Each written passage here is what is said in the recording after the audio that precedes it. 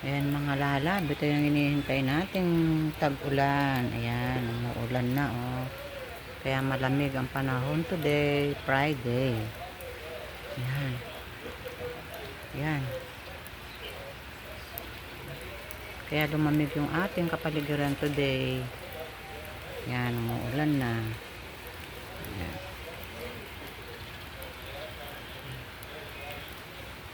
Kaya maya pupunta kami ng palengke. Ayan.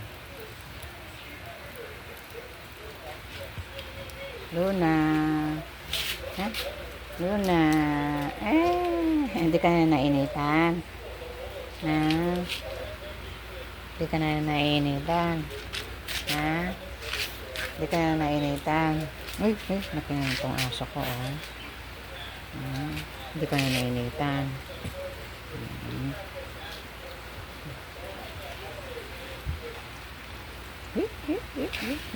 Malamig na, no? Umuulan na, no? Hello. Good evening. Ayan. Nandito na naman tayo sa ating kusina. Ayan, nagtatalasitan yung ating pinipritong fried chicken. Ayan. Pinagluluto ko ng fried chicken ng ating mga estudyante. Ayan. Dito ko na lang sila inanuskawa sa kasirodong maliit para nakaano yung mantika. Ayan. Binili ko sila ng tatlong hita. Ayan, 1 kilo sila. Ayan, minarinate ko sa breading mix. Breading mix. Ayan. Pa-fried ko sila para may ulam sila ngayong hapunan. Ayan, panghapunan nila itong mga friend. Ayan. Bumili na lang ako, nagluto na lang ako sa dati. Bumili ako ng ready-made na fried chicken. Kaya lang, marami siyang arena. Siyempre, alam niyo naman mga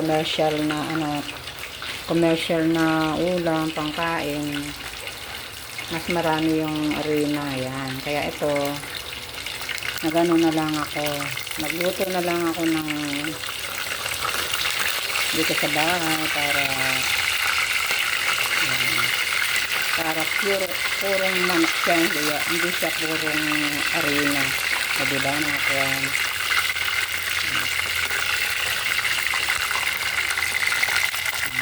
Ating fried chicken. Hello, good morning. Ayan.